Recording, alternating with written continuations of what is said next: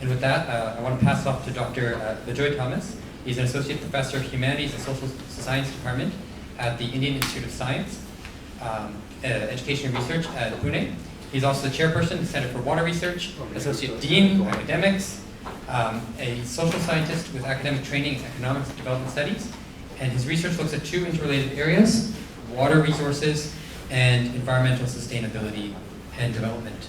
And he's going to be taking us through the socioeconomic aspects and specifically the environment development trade-offs at different scales. And there we go. I talked just the perfect amount of time. Go ahead. Thank you.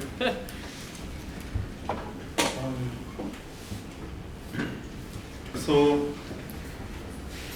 as I was telling in the morning, so most of my work is around water resource management. And so when we had the workshop in March, so I presented some of the some of my viewpoints, so which were somewhat critical and also in terms of looking forward and also learning from some of the experiences that some of us have been having in the field as to how to make this approach to or vision towards net zero or carbon neutrality happen. So what I'll do today is to just revisit some of the things that we discussed in Pune and also present some empirical insights from some of my past work. So in fact, I'm engaged in a continuation of the work which I was involved in Bangalore. So currently extending that to the upper part of Bhima Basin. So where we are looking at some of these trade-offs that we've been discussing in terms of food, water, biodiversity and so on. So people focus on energy, but then we added another component in terms of biodiversity in addition to food and water. So I'll look at this in multiple scales because my own research has focused mostly on the local scale. So that's why I'm interested in livelihoods. But I think it's important to look at the climate issue at multiple scales. So the starting point, which also in the last meeting which I flagged, is that so when we talk about climate change, so it is not that we all agree on climate change. In fact, there is a wide disagreement depending on which angle you look at it from in terms of how we approach the issue of climate change. So in fact, Mike Hume is a climate modeler and a climate scientist. So in fact, he has written a book on why we disagree about climate change. So the major point which I would like to flag here is about the issue or the normative goal of what we mean by climate change policies. So when we talk about climate change, we are primarily interested in sustainability as a goal. So in addition to sustainability, you also have livelihoods at play. So we discussed coal. So why are we interested in just transition? Just transition becomes an issue because we are interested in pursuing climate targets, but also at the same time a country like India has to protect the livelihoods of people. So in fact, the other concerns like equity, justice, etc. also come into play. So there, oftentimes what we get caught into is like a tunnel vision, so which is actually exemplified in this figure, which has been quite popular in social media as well. So in fact, this came up recently, but I thought this actually characterizes the long-term empirical work that we did in Bangalore. So where we actually try to see the multiple concerns or the multiple issues which are out there in a setting like ours. So for instance, here when we are looking at carbon neutrality or net zero, we are having a tunnel vision looking only at carbon emissions. But in fact, in a country like India, so we also have to look at the water crisis, poverty, overconsumption among the rich, inequality between the rich and the poor and so on. So all of this will have to be brought to the floor. So that's why I stress on multiple stresses which I try to show with some snippets from our Bangalore work. So before that, I think India actually took a very tough and strong stance at COP26, so which is actually in line with the development goals of the country. Looking at also historical emissions and not just what is actually happening at the moment. So in fact, India and China, it's good that we are spearheading this this moment because our country has to include everybody. I mean, not just the people at the top, but also the people at multiple levels in this development that we are, the growth that the country is experiencing. In fact, so there is a climate equity monitor where Indian government actually put forward the historical emissions of different countries and also ours. So at the local scale, where I am actually interested in, the issue of livelihoods becomes much more prominent. So that's where I thought we should actually be looking at who are the winners and losers of several of these strategies.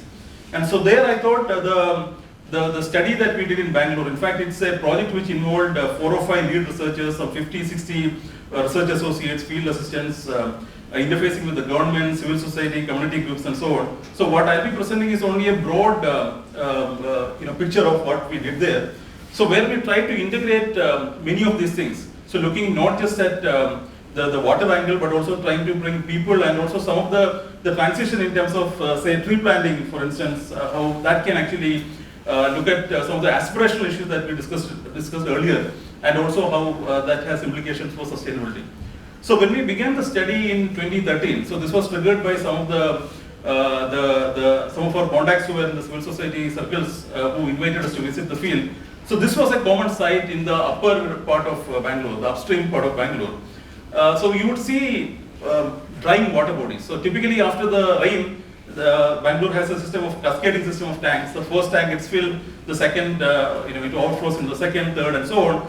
But for a long while, after the first, second, third, the tanks are not filled. So in fact, there was so if you tour around the landscape, you would see endless stretch of dry water bodies. You would not be able to tell whether it's a tank or not. So in fact, the red watershed that you see, the catchment area that you see, is the Tijihali reservoir or the Tijihali watershed. So it used to supply water to Bangalore until some 30 years ago, before Bangalore moved to Kaveri. So this is the part that I am talking about. So this is a trend which is verified also by hydrological investigations and also by record data from extensive household surveys. So you can see that the number of borewells drilled and the number of borewells failed have increased from 1980s when borewell technology first was introduced in the region. So similarly, you also see a land use pattern change, because if you move around the area, the change, the reason for the change is quite apparent, because you see a lot of eucalyptus plantations upstream. You see borewells, plenty of borewells in the fields. So these are anecdotal information and these are things for you to see. But then we had to actually verify that empirically as to what has actually led to the drying of the river. So you see that over the last 20-30 years, the farmers have basically shifted from the traditional crops like say ragi, finger millet, to eucalyptus, vegetables, and so on. This is triggered by multiple factors. I mean, I would actually label it all under aspirations and attitudinal shifts, because you have a city sitting close by and you have plenty of opportunities there. Eucalyptus, you just plant it, less labor involved, and at some point it is going to give you revenue. And vegetables, basically catering to the market in Bangalore. So all of this has to be viewed in an integrative sense. I mean, because when we started our discussions with the government officials in the city, so initially everybody said, oh, climate is generally changing, probably this has to do with climate change. So one of our idea was also to see whether climate change actually had an impact in this transition.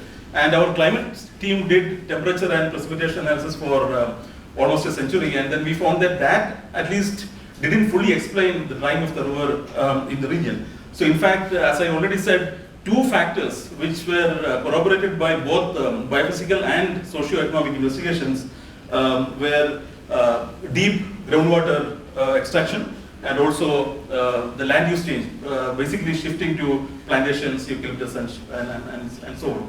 So eventually what we have seen is that in spite of the change or the big water crisis that the farmers have been facing, so there was much less uptake of water efficient technologies like drip in the region.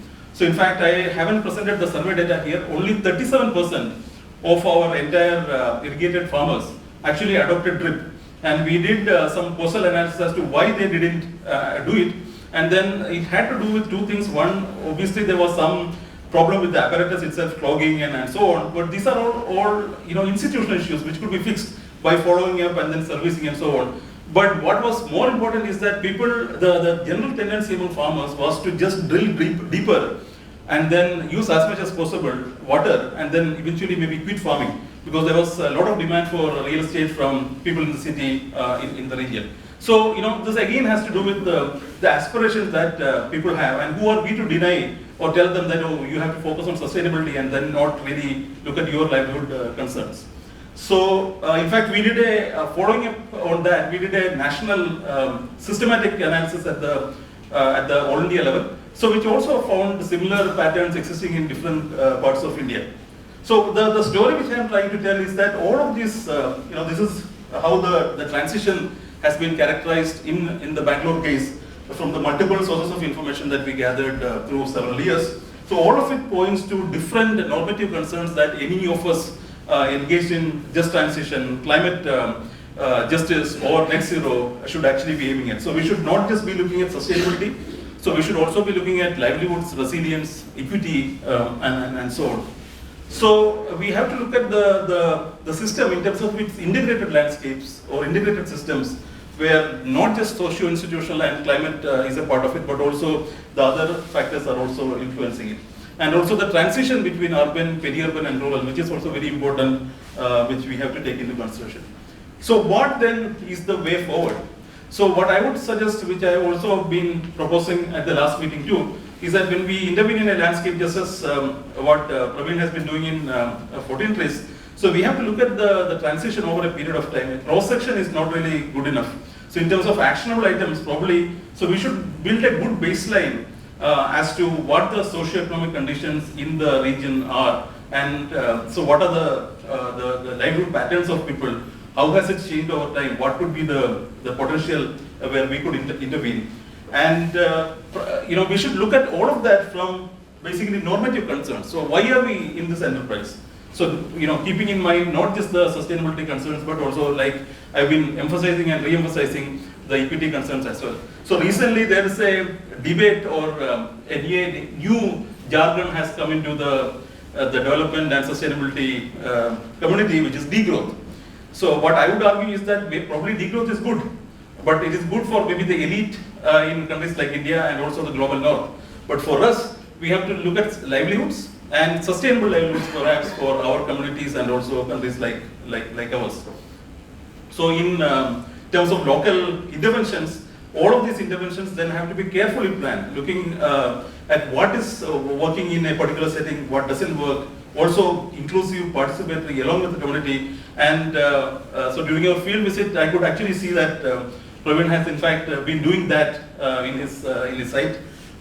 So basically the one message, if I were to give for such a meeting, would be to avoid the tunnel vision, look at it in that integrative sense, and then try to work on it, keeping the normative goals, multiple normative goals in mind, rather than focusing just exclusively on sustainability or net zero. So that's where I would stop and take questions. Sustainability is all encompassing, right? So why am I hearing that we should not just look at net zero and sustainability? Sustainability includes all of this. Well, sustainability in the popular parlance at least doesn't really include people's livelihoods, for instance. When we talk about sustainability, we look at environment primarily, right? You're right, but is it not our responsibility that we continue to expand the definition of sustainability? Oh, definitely. So that's why people have been talking about sustainable livelihoods for 20, 30 years. Yeah, so I was just kind of not very happy with statement that said that we need to avoid the tunnel vision and just look at sustainability and net zero, right? So for me, sustainability is all encompassing. It includes everything that you spoke about. And as intellectuals, as smart readers, we really need to expand the definition. Well, unfortunately, that's not the way. People are trained in disciplines, and also people are taught in universities. That's also the push towards interdisciplinary programs in centers like ours, right? Just one sec, when anyone is studying this degradation of groundwater level, did you study the correlation with energy pricing? Because our experience is 95% of the groundwater is used for irrigation. And since the energy is underpriced for agriculture sector, farmer tends to overexploit. Did you study, because pricing of electricity for farmer is a big political issue. So did you try to study that? No, in fact, we don't have detailed data on the energy pricing aspect, but then what you just mentioned is actually true, because so low energy prices basically, so I think it's a combination of two factors. One, what you just said, and also the trigger from the demand side as to why are farmers engaged in this enterprise at all. So even when a farmer says that he or she wouldn't want to be in farming over a long time, they would still do it because there is still water to be tapped, vegetables to be cultivated, and demand coming from Bangalore. So I think it has to be looked at in that, both the angles. So obviously energy is part of the problem, but not all. Punjab is the biggest example actually. That since they are having a free electricity for generations, their groundwater, they have almost all blocks are now stressed. Yeah. Water is stressed. Yeah. But still they are doing it more and more and deep because at the economics level, because electricity input is cost free, it makes economic sense to go for that thing. Yeah. So I mean that's what I wanted to just understand. If we include the energy pricing, then probably some kind of optimum level of pricing can be decided. Yeah, so I think in the Bangalore case at least, that argument will only bolster whatever evidence we have gathered from the demand side. So there is already a big demand from the city side for more vegetables and so on. So Bejoy, my question was, India is a very populous country and there are a large number of people who are still, see in the morning I think Mr. Porwal used the term survival and discretionary uses of energy and electricity. So on one hand, we have a large population which has to improve its standard of living, which will mean that consumption has to go up. I mean, by definition, economics also requires that consumption to be there. But on the other hand, there is a small fraction sitting on top which can probably reduce that discretionary uses. Yeah. So, is there a optimum point somewhere where we might hit the sweet spot, or is it all going to go haywire when all these 1,000 million people who are right now at the bottom of No, I think this optimum is an idea which exists in academics' mind, because I am trained as an economist and I was also initially trying to optimize things. I mean, so something else which we did during COVID along with one of my students is that we looked at the deciles of consumption patterns of a large representative data set which is representative of all of India, and looked at how people are spending on basic consumption, basic needs consumption and also luxury consumption. And we found that obviously the proportion of expenditure on luxury consumption actually comes from the top deciles. I mean, it doesn't really need to be, it's supported by this data too. So probably rather than optimization, the policies should target at that top 10% or 15%, where consumption, at least on this luxury scale, which has high carbon footprint, could easily be targeted. So I think taxing at that level might not be that difficult, and people wouldn't even mind to. So if some sort of a redistribution mechanism could be evolved, over a time period. So I think that would be where we should be focusing our energies on. But I think this optimization may not be a right characterization to do that. So in fact, if you look at the data from 1990s, the inequality gap between the top 5% and top 10% and the rest, it's widening. Yeah. So in fact, Chancellor and Piketty recently estimated that 1% of India basically takes up 22% of the national income. So looking at again national data. So the inequality has been increasing. So we need to actually do something about it.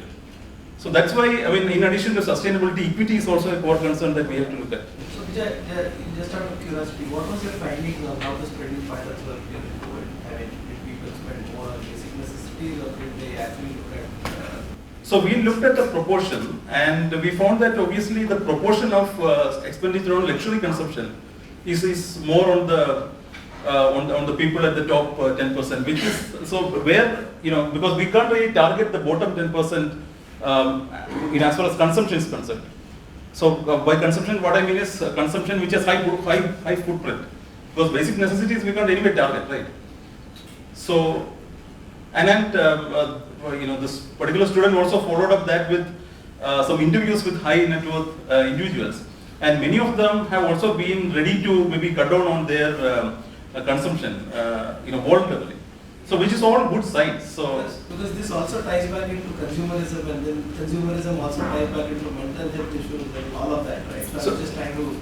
Yeah, definitely. So in terms of aspiration, when we talk about aspiration, if some model can come from the top, because I mean, going back to my economics classes, I mean, there is always a tendency to keep up with the Johnsons.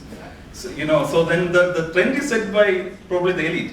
So if we can reverse the trend from there, probably some of the aspirational issues could also be reversed in terms of behavioral and change. See, the problem with upper class is the upper class will try to justify lowering the carbon consumption by, for example, if you buy a Mac or Apple phone, they proudly say that we are carbon neutral and stuff like that. But if you really calculate the carbon footprint, it's actually very high. Definitely.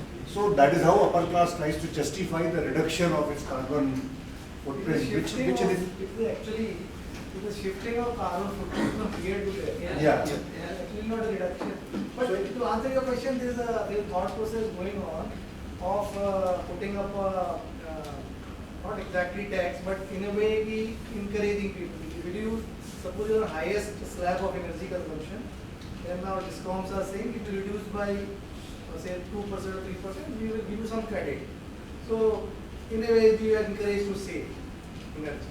In fact, the idea of carbon neutrality itself has to be questioned, looked at critically, because we are only offsetting or putting the burden somewhere else, right?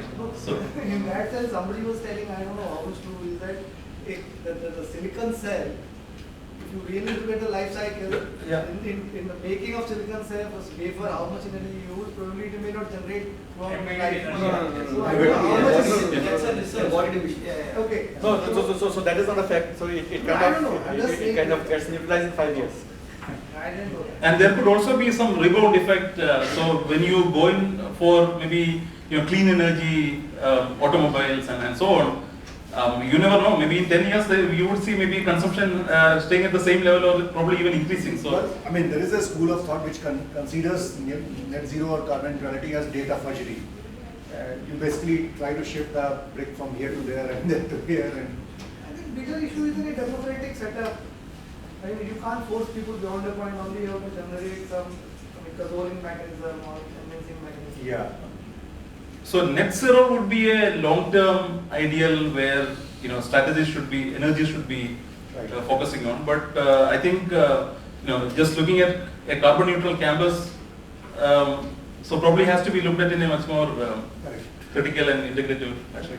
But there are structural issues you can do as well, right? Like you can build metros. You can't ban cars, but you can build quality metros. You can't ban people from using air conditionings, but you can mandate, the green building codes to make buildings more efficient. The reverse argument is you bought a car, it's happy. When I am willing to buy a car, you will stop me. So that's what I am saying. So there is a lot of aspirational value and elitism attached to it. Definitely. I had a car for 10 years, then there was no problem. Now, if I want to have a car, you already don't have. No. So that's what I am saying. That there is a lot of socio-political issue attached to it. And just note, because you said it carbon neutrality, I don't like, even if you say carbon net zero, it doesn't mean net zero carbon emissions. No. Because carbon emissions will be there, because you have to have energy generation. It will set off somewhere. So you have to, you say you will capture the carbon credit. Set it off and make it net zero. See, That's the whole idea. Say, or don't overshoot. Yeah. I mean, so that's the idea, right? Okay, we're almost out of time. Are we digging? Did you want to have some closing words? Closing thoughts? We have time for closing thoughts. So you're the chair, so you should. No, I think this is really fascinating, and I learned a lot, and I think, for me, I take the metro in Delhi because the metro is built, and I would have loved to take the metro in Kanpur, but it's half built, so hopefully next time I come to Kanpur, I can take the metro from the train station to here.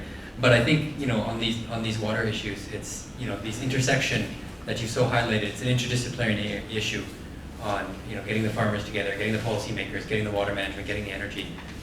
I really appreciate you expanding our tunnel vision for those of us who are inordinately focused on carbon. So I really appreciate that. Do you want to make some final words or no? No. Okay, all right. Thank Well, you. thank you so much.